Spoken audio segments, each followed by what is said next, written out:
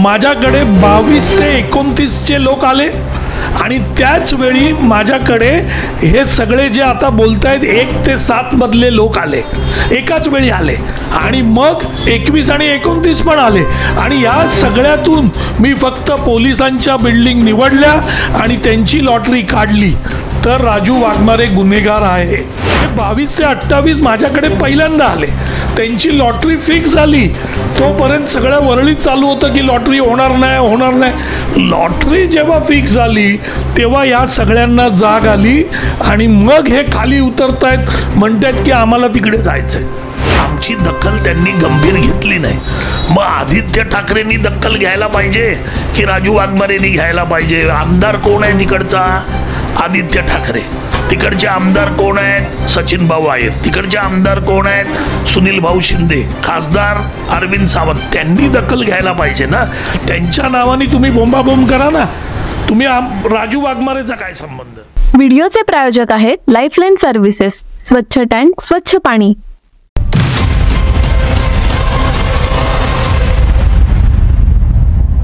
तुम्हाला तुमचा व्यवसाय वाढवायचा असेल आणि अशीच प्रसिद्धी मिळवायची असेल तर जाहिरातीसाठी आम्हाला संपर्क करा। नमस्कार, साऊथ मुंबई न्यूजमध्ये आपलं सर्वांचं स्वागत आहे। वरई बीडीडी चाळीचा विषय घेऊन आम्ही आपल्यापर्यंत आलेलो आहोत। नुकतीच एक बातमी साऊथ मुंबई न्यूज आमच्या चॅनलतर्फे प्रदर्शित झाली।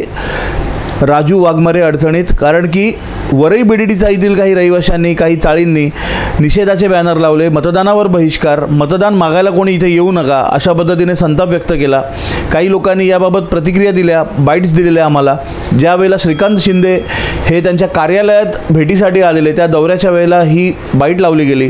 पत्रकारितेच्या नीतिमूल्यांप्रमाणे राजू वाघमारे यांना देखील बोलायची संधी दिली पाहिजे, याच अनुषंगाने आम्ही या ठिकाणी आलेलो आहोत। आणि वाघमारे साहेब, स्वागत आहे आपलं। काय विषय आहे की तुम्ही आता वादग्रस्त ठरताय वरई बीडीडी चाळींमध्ये? म्हणजे राजू वाघमारे हे एक नाव होतं, वरई बीडीडी चाळी असो किंवा बीडीडी चाळीचे आंदोलन असो, राजू वाघमारे एक आयकॉन झालेले। आता राजू वाघमारे अडचणीत आलेत, राजू वाघमारेंवरती शिंतोडे उडालेत म्हणायला काय हरकत नाही। काय गडबड झाली आहे नेमकं तुम्हीच सांगा। तुमच्याकडून काय चूक झाली आहे का, अनावधानाने झालं आहे का, काय वेगळा विषय आहे? हे तुमच्याकडूनच ऐकायचं आहे, स्पष्ट करा। व्हिडिओचे प्रायोजक आहेत लाईफलाईन सर्व्हिसेस, स्वच्छ टँक, स्वच्छ पाणी।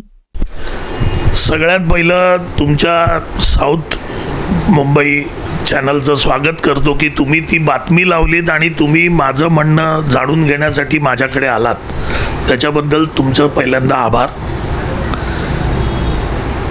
वरळी बीडीडी चाळीचा जो विषय आहे, काल मी तो व्हिडिओ आज मला मिळाला आणि त्या व्हिडिओमध्ये काही रहिवाशी फार मोठमोठ्या गोष्टी करत होते, फार मोठमोठ्या गोष्टी तिथे मांडत होते की कोण राजू वाघमारे, आमचा काही तो नेता नाही, आम्हाला काही त्याचा फरक पडत नाही, हे बोलणारे पण काही जण होते।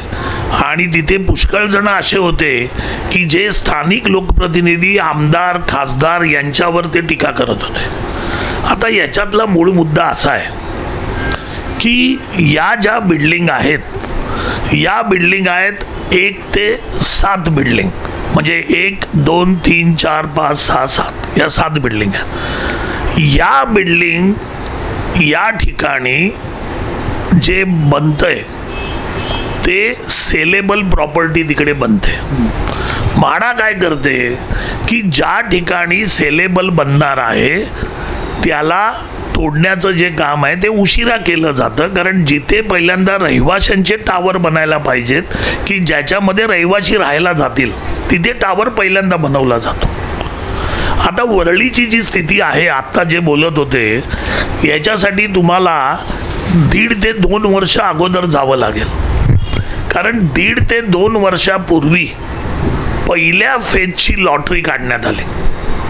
त्या पहिल्या फेजच्या लॉटरीमध्ये बीडीडी चाळ नंबर 30 ते 40, 8, 9, 10, 11, 18, 19, 20 या सगळ्या चाळींची तिथे लॉटरी काढली आणि त्यांना पहिल्या फेजमध्ये घरं मिळाली असं त्यांनी जाहीर केलं। त्यावेळी डॉक्टर राजू वाघमारे काय तिकडे नव्हते, आमचा काय तिकडे संबंध नाही, ती लॉटरी काढली, आमचा काही संबंध नाही। त्यावेळी हेच लोक म्हणतात की हे लोक स्थानिक लोकप्रतिनिधी तिकडे 3 उभाटाचे आमदार आहेत. आदित्य ठाकरे आहेत आमदार, सचिन भाऊ आहिर आहेत, सुनील शिंदे आहेत, 3 आमदार आहेत आणि आता अरविंद सावंत तिकडचे खासदार आहेत. मग ही जी लॉटरी 1.5 ते 2 वर्षापूर्वी झाली, त्याच वेळी या सगळ्या लोकांनी या लोकांच्या लोकप्रतिनिधींच्या मदतीने उभाटाच्या म्हाडामध्ये जाऊन हे बोलायला पाहिजे होतं ना की आम्हाला पहिल्या फेजमध्ये कोणत्याही परिस्थितीमध्ये तुम्ही घरं द्या. हे का नाही बोलले? हे त्या 1.5 ते 2 वर्षापासून आत्ता जे जागे झाले ते त्यावेळी का झोपले होते? हा सगळ्यात पहिला प्रश्न आहे की ज्यावेळी या सगळ्या बिल्डिंगला पहिल्या फेजमध्ये दिलं, मग तुम्हाला पहिल्या फेजमध्ये पाहिजे होतं, मग त्यावेळी तुम्ही त्यांच्याकडे जायला पाहिजे होतं. हे गेले नाहीत साहेब, म्हणजे 1.5 ते 2 वर्ष गप्प बसले. त्यानंतर 57 BDD चाळ ते 61 BDD चाळ आणि 78 ते 82 या BDD चाळीची लॉटरी आता 2 जुलैला झाली. ही लॉटरी कोणी केली? तर माननीय आदित्य ठाकरे, तिकडचे उबाटाचे जे शाखा प्रमुख आहेत, या सगळ्यांनी मिळून ही लॉटरी केली 2 जुलैला. आणि या लॉटरीत त्यांनी काय केलं की 3rd फेजमधल्या ज्या बिल्डिंग आहेत त्याच्यातले उभाटाचेच लोक त्यांना तिकडून घेतलं त्यांनी आणि पहिल्या फेजमध्ये टाकलं 2 जुलैला. तेव्हा राजू वाघमारे होते का? तर नव्हते, आमचा काही संबंध नाही. मग 2 जुलैला ज्यावेळी ही गोष्ट झाली त्यावेळी 1 ते 7 मधले लोक काय करत होते 2 जुलैपासून आत्तापर्यंत? तर यांनी काही गोष्टी केल्या नाहीत. आता हे म्हणतात आम्ही आदित्य ठाकरेंकडे गेलो, आम्ही लोकप्रतिनिधींना भेटलो, पण आम्हाला आमची दखल त्यांनी गंभीर घेतली नाही. मग आदित्य ठाकरेंनी दखल घ्यायला पाहिजे की राजू वाघमारेंनी घ्यायला पाहिजे? आमदार कोण आहे तिकडचा? आदित्य ठाकरे. तिकडचे आमदार कोण आहेत? सचिन भाऊ आहिर. तिकडचे आमदार कोण आहेत? सुनील भाऊ शिंदे. खासदार अरविंद सावंत. त्यांनी दखल घ्यायला पाहिजे ना. त्यांच्या नावाने तुम्ही बोंबाबोंब करा ना. तुम्ही राजू वाघमारेचा काय संबंध? मी येतो त्या पॉईंटकडे. त्याच्यानंतर यांनी काहीच केलं नाही. आता प्रश्न असा आला की तिकडे जो पहिला फेजची जी बिल्डिंग आहे त्याच्या बाजूला BDD चाळ क्रमांक 22 ते 28 ह्या बिल्डिंग आहेत, ह्या पोलिसांच्या बिल्डिंग आहेत. आणि त्याच्या बाजूला 21 आणि 29 ही पण बिल्डिंग आहे, ती पब्लिक बिल्डिंग आहे. हा प्रोजेक्ट ज्यावेळी चालू झाला त्याच्यानंतर पब्लिक आणि पोलीस असा भेदभाव कुठेच नव्हता. प्रोजेक्ट चालू झाल्यानंतर तुम्ही असा भेदभाव करू शकत नाही की बाबा हे पोलीस आहेत यांना सगळ्यात शेवटी द्या, हे रहिवासी आहेत यांना अगोदर द्या. कारण प्रोजेक्टमध्ये ज्यावेळी प्रत्येकाला समाविष्ट केलं जातं तेव्हा त्यांना तुम्हाला एकाच नजरेने बघावं लागतं. सरकार मग कोणाचंही असो ते त्यांना एकाच नजरेने बघतं. नायगावमध्ये पण आमच्याकडे ज्या पोलिसांच्या बिल्डिंग आहेत त्यांना तर आमच्या अगोदर खाली करण्यात आलं. मग आम्ही बोंबाबोंब नाही केली की पोलिसांना अगोदर का खाली करताय आणि ट्रान्झिटमध्ये पाठवताय, पब्लिकला करा. कारण प्रोजेक्टमध्ये एकदा तो सुरू झाला तर म्हाडा त्यांना जे आवश्यक आहे त्याच्याप्रमाणे लोकांना खाली करतं. बरोबर आहे. आता 22 ते 28 जे लोक आहेत साहेब पोलिसांच्या बिल्डिंग, ते बिचारे 1 वर्षभर फिरत होते. ते आदित्य ठाकरेंकडे गेले, ते या सगळ्या आमदारांकडे गेले उभाटाच्या, ते पालकमंत्र्यांकडे गेले, त्यांनी आझाद मैदानात उपोषण केलं. या 22 ते 28 पोलिसांच्या पत्नींनी हे 1 वर्ष वन उन्हातानात फिरत होते. कोणी यांची दखल घेतली नाही. शेवटी ते माझ्याकडे आले आणि त्यांनी मला हे सगळं लिहून दिलं की आम्हाला 443, हे बघा 443 जे आहेत यांना 1 मध्ये सोडत नव्याने काढण्याबाबत हे त्यांनी पत्र दिलं. आणि नुसतं पत्र नाही, त्यांनी प्रत्येकाच्या सह्या, मोबाईल नंबर हे सगळं 22 ते 28 वाल्यांनी मला दिलं. हे दिल्यानंतर मी ह्या प्रकरणाचा अभ्यास केला. 1 नंबर फेजमध्ये आपल्याला जर लॉटरी काढून त्यांना घरं द्यायची तर किती घरं बाकी आहेत? तर याचा ज्यावेळी अभ्यास केला त्यावेळी तिथे फक्त आणि फक्त 400 घरं शिल्लक आहेत पहिल्या फेजमध्ये. अगोदरची घरं लॉटरी कोणी काढली? आदित्य ठाकरेंनी. त्याच्या अगोदरची लॉटरी कोणी काढली? आदित्य ठाकरे आणि कंपनीने. आणि मग उभाटाने ह्या सगळ्या लॉटऱ्या काढल्या.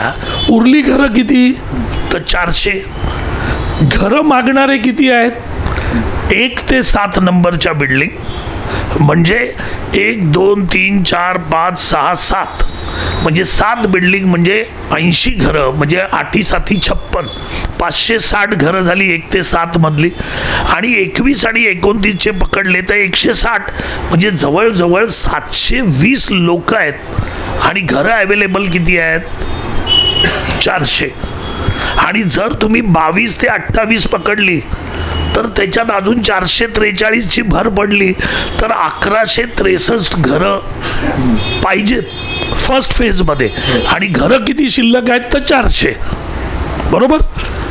माझ्याकडे कोण आलं? 1 ते 7 नंबरवाले आत्ता आले माझ्याकडे, त्याच्या आधी ते आले नव्हते. माझ्याकडे सुरुवातीला कोण आलं असेल तर ते 22 ते 28 मधले लोक आले. जे माझ्याकडे मदतीसाठी येतील त्यांना मदत करणं हे माझं काम आहे, आणि खास करून BDD चाळीसाठी. मग मी त्या 22 ते 28 जणांचा अभिषेकजी अभ्यास केला तेव्हा कळलं की 443 लोक आहेत आणि रूम आहेत 400. मी त्यांना स्पष्ट सांगितलं की प्रत्येकाला काही रूम मिळणार नाही. कोणतरी 43 लोक आहेत त्यांना फर्स्ट फेजमध्ये रूम मिळणार नाही. तोपर्यंत 1 ते 7 मधले आमच्याकडे आले नव्हते. 21 आणि 29 पण माझ्याकडे आले नव्हते. माझ्याकडे कोण आले? 22 ते 28. मग जो माझ्याकडे आला त्याला मदत करणं माझं काम आहे की नाही? मग मी काय केलं, त्याचा अभ्यास केल्यावर माझ्या लक्षात आलं की यांना घरं मिळू शकतात. फक्त 443 आहेत आणि अवेलेबल 400 आहेत. मी त्याचा अभ्यास करून मुख्यमंत्री साहेबांशी बोललो, म्हाडाशी बोललो, सगळ्यांशी बोललो. 1 वर्ष या पोलीस पत्नी झगडत आहेत आणि त्यांच्या बिल्डिंगच्या मागेच फर्स्ट फेज तयार होतोय. यांना पाणी कमतरता, यांच्या घरांना हादरे, कारण तिकडे बिल्डिंग बाजूलाच बनते, हाल होत आहेत. तर यांना आपल्याला इकडे द्यायला पाहिजे. मग म्हाडाने लॉटरी काढली आणि ह्या 443 लोकांना 400 लोकांना तिकडे देण्याची लॉटरीची तारीख ठरली. तारीख ठरल्यावर कोणतरी वरळीतलेच लोक गेले, साहेबांना सांगितलं, त्या लॉटरीला स्थगिती दिली. ती लॉटरी परत थांबली. परत ते सगळे लोक दिवस रात्र फिरत होते. मी म्हाडाला विचारलं की बाबा यांच्या लॉटरीचं काय करायचं. आता काय झालं की म्हाडामध्ये आम्ही मीटिंग घेतली मुंबईच्या सगळ्या मराठी माणसांच्या घरांबद्दल आणि प्रकल्पाबद्दल. त्या मीटिंगचा व्हिडिओ जर तुम्ही काढून बघाल तर सगळ्यात पहिलं मी म्हाडाला बोललो की जी 2 जुलैला काढलेली लॉटरी आहे ती आपण कॅन्सल करू शकतो का? तर ह्याच्यातले काही लोक त्याच्यामध्ये येतील. म्हाडा म्हणाली की बाबा एवढा उशीर झाला आहे, 2 जुलै झाले, लोकांची मानसिकता झालेली आहे, लोकांनी ते सगळं घेतलेलं आहे, त्याच्यामुळे आता ते करता येणार नाही. म्हणजे मग आता करता येणार काय? तर फक्त 400 घरांचं. तुम्हाला तुमचा व्यवसाय वाढवायचा असेल आणि अशीच प्रसिद्धी मिळवायची असेल तर जाहिरातीसाठी आम्हाला संपर्क करा. वाघमारे साहेब 2 मिनिटं थांबवतो. विषय असा झाला की आपण उल्लेख केल्याप्रमाणे 22 ते 28 या पोलीस लाईनच्या या लोक ही तुमच्याकडे आली आणि पहिले आले म्हणून त्यांना पहिलं प्राधान्य दिलं असं देखील आपण आता म्हटलेलं आहे. परंतु जे तुमच्या विरोधात गेलेले रहिवासी आहेत त्यांचं असं म्हणणं की आम्हाला विश्वासात नाही घेतलं, आम्ही देखील तिथलेच रहिवासी, मग पोलिसांना प्राथमिक न्याय आणि आम्हाला दुय्यम न्याय असं राजू वाघमारे यांनी केलेलं आहे. आणि राजू वाघमारेंनी मुख्यमंत्र्यांना विशेष पोलिसांसाठी फेवर करा, म्हणजे हे सर्व मुंबईतील पोलीस हे आपल्या पाठीशी राहतील अशी अशी अशी अशी त्यांची तक्रार आहे तुमच्याबद्दल. की तुम्हाला तुमच्याबद्दल त्यांनी असं सांगितलं की म्हणजे तुम्ही मुख्यमंत्र्यांना कन्व्हिन्स करून पोलिसांना स्पेशल फेवर करायला लावलात आणि त्याच्यामुळे ही सर्व मंडळी तुमच्यावर नाराज झाली, त्यांना विश्वासात न घेतल्यामुळे. बाकी टेक्निकल गोष्टी आपणच सांगा. आता मी बोलू का? अभिषेकजी तुम्ही म्हणताय ते अगदी खरं आहे. हे कधी खरं आहे की जर माझ्याकडे 22 ते 29चे लोक आले आणि त्याच वेळी माझ्याकडे हे सगळे जे आता बोलतायत 1 ते 7 मधले लोक आले, एकाच वेळी आले, आणि मग 21 आणि 29 पण आले, आणि या सगळ्यातून मी फक्त पोलिसांच्या बिल्डिंग निवडल्या आणि त्यांची लॉटरी काढली, तर राजू वाघमारे गुन्हेगार आहे. बरोबर आहे. पण माझ्याकडे ज्यावेळी 22 ते 28 वाले आले त्यावेळी 1 ते 7 मधला एकही माणूस माझ्याकडे आला नाही, 21 आणि 29 मधला एकही माणूस माझ्याकडे आला नाही. हे सगळं प्रकरण पुढे गेलं, लॉटरीची डेट ठरली, त्याच्यानंतर हे लोक माझ्याकडे आले 1 ते 7 मधले. माझ्याकडे पहिले कोण आले? फक्त 4 नंबर, 5 नंबर, 6 नंबर, 7 नंबर जे बोलत होते ना तुमच्या व्हिडिओमध्ये, त्या बिल्डिंगमधले 4 BDD चाळ, 5, 6, 7 हे लोक माझ्याकडे आले. बरं, हे माझ्याकडे आले त्याचे पुरावे काय? तर हे बघा, BDD चाळ नंबर 6, त्यांची लेटर सेम आहेत. त्या लेटरमध्ये त्यांनी काय लिहिलंय बघा. स्थानिक आमदार आदित्य ठाकरे, म्हाडा प्रशासन, आम्ही वारंवार पाठपुरावा केला परंतु त्यांनी आमच्या मागणीबाबत गंभीर दखल घेतली नाही. हे कोण सांगतंय? BDD चाळ क्रमांक 6.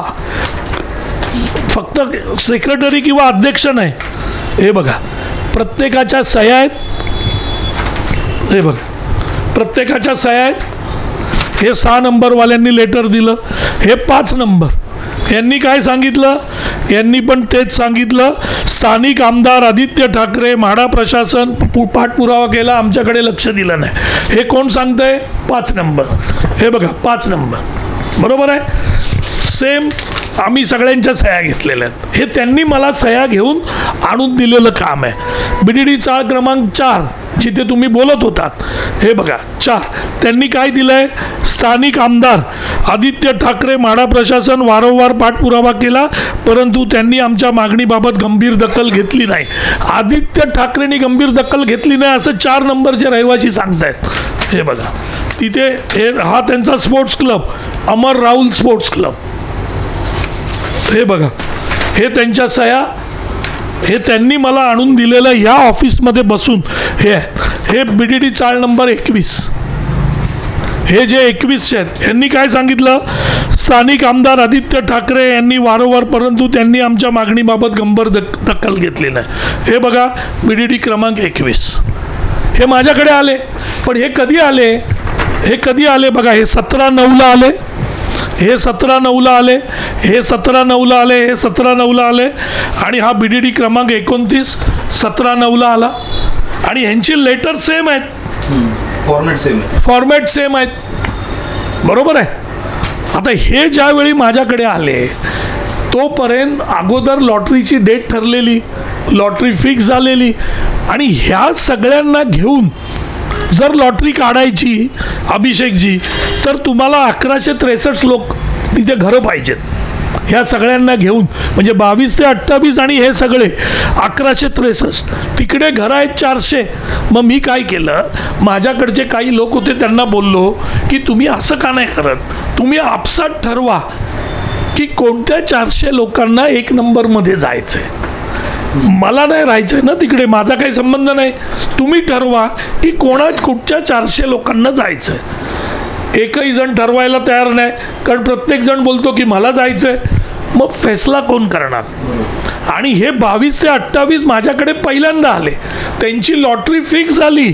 तोपर्यंत सगळ्या वरळीत चालू होतं की लॉटरी होणार नाही.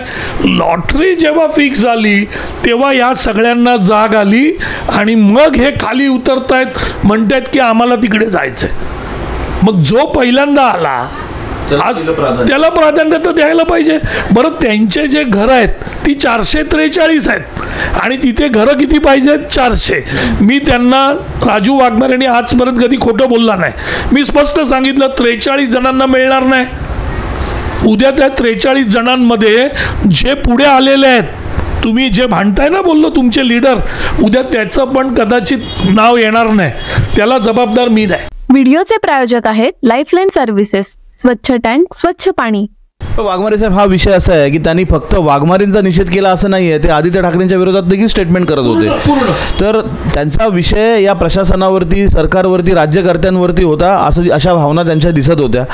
हे असो, हा सर्व विषय आपण एक्सप्लेन केलात, परंतु आता ह्याच्यावरती सोल्युशन काय? बघा, सगळ्यात पहिली गोष्ट मला एक मुद्दा एक्सप्लेन करायचा आहे की जे बोलत होते की डॉक्टर राजू वाघमारेंना आम्ही ओळखत नाही, ते आमचा नेता नाही. मी काय वरळीमध्ये गेलो नाही नेता बनायला. सगळ्यात पहिला मुद्दा, हे जेवढे बोलत होते ना, ह्या BDD चाळीच्या 500 फुटाच्या घरात जे जाऊन राहणार आहेत ना, आता हे वरळीतले जे खाली उतरून बोलत होते, या सगळ्यांनी कधीच आंदोलनात भाग घेतला नाही. BDD चाळीचं आंदोलन 8 वर्ष, डॉक्टर राजू वाघमारे, अखिल BDD चाळी, सर्व संघटनांचा एकत्रित संघ, आम्ही 8 वर्ष आमच्या कार्यकर्त्यांनी स्वतःच्या खिशातले पैसे खर्च केले. सरकारचे 28 GR अमेंड केले. सरकार ॲग्रीमेंट द्यायला तयार नव्हती. या नायगावमध्ये आणि डिलाय रोडमध्ये पोरांवर, आमच्या कार्यकर्त्यांवर केसेस झाल्या, मला अरेस्ट झाली. या सगळ्या कारभारामध्ये वरळीतली जनता आणि वरळीतले मोजके लोक सोडले तर कोणी या आंदोलनामध्ये उतरलं नव्हतं. आज वरळीवाल्यांना जे मिळतंय ना, ते नायगाव आणि डिलाय रोडच्या महिला कार्यकर्ते उन्हातानात राबून, रक्त सांडून, घाम गाळून आम्ही जे मिळवलं, हा प्रकल्प यशस्वी केला तो आम्ही केला. यांना फुकट मिळतंय सगळं. हे जे बोलत होते ना 2 नंबरच्या रहिवासी, जे ते माझ्याकडे परवा येऊन गेले. मी त्यांना स्पष्ट सांगितलं की 1 नंबरमध्ये जागा नाही आहे. तुम्ही कसं बोलताय की आम्ही आंदोलन करू आणि त्या आतले ज्यांना ऑलरेडी एक नंबरमध्ये लोकांच्या बिल्डिंग तोडल्यात. लोक 2 मिनटं मला फक्त बोलू द्या, ही गोष्ट जरा पूर्ण करू द्या. 2 नंबरमध्ये सिस्टीम आहे, माईक सिस्टीम, 4 माळ्यावर ऐकायला जातं. त्याच्या पहिल्या किंवा दुसऱ्या माळ्यावर जाऊन मी मीटिंग केली. माझे कार्यकर्ते मकरंद तासगावकरने मीटिंग केली. 4 नंबरच्या मागे जे बुद्ध विहार आहे, त्या बुद्ध विहारामध्ये आम्ही मीटिंग केली. विजय बल्लाळ आणि आमच्या वरळीच्या बाबर वगैरे कार्यकर्त्यांनी मीटिंग घेतलेली. कधी? ज्यावेळी हा BDD चाळीचा लढा आम्ही लढत होतो. 1 आणि 2 नंबरच्या पटांगणामध्ये आम्ही मीटिंग घेतली, पण बिल्डिंगमधले लोक काही खाली आले नाहीत. कारण का? तर मनस्थिती कशी की जे अभिषेकचं होईल ते राजू वाघमारेचं होईल, जे राजू वाघमारेचं होईल ते विजय बल्लाळचं होईल. या भूमिकेने वरळीतले लोक खाली उतरले नाहीत. हे जे आंदोलन झालं, BDD चाळीचा प्रोजेक्ट यशस्वी झाला, आमच्या सगळ्या मागण्या मान्य करून घेतल्या, प्रोजेक्टला सुरुवात झाली आणि मग आता हे कोण लोक उभे राहतात आणि म्हणतात की डॉक्टर राजू वाघमारे कोण आहे, आमचा नेता नाही. अरे मी तुमचा नेता नाही. या BDD चाळीतील लोकांसाठी घर जर मिळवून देण्याचं काम आम्ही केलं. या 8 वर्षात मला 50 धमक्या आल्या की तुला ठार मारू, गोळ्या घालू, पण आम्ही लढा थांबवला नाही आणि कोणाकडून 1 रुपया घेतला नाही. या लढ्यासाठी आम्ही जीव तोडून मेहनत केली आणि हा लढा यशस्वी केला. आणि प्रत्येकाला 500 फुटाचं घर, 12 वर्ष फ्री मेंटेनन्स आणि सगळे सरकारचे जे जाचक नियम होते की त्या नियमाने अभिषेक जर हा प्रोजेक्ट झाला असता तर BDD चाळीतील नायगाव, डिलाय रोड आणि वरळीमधील 60% लोक अपात्र झाले असते.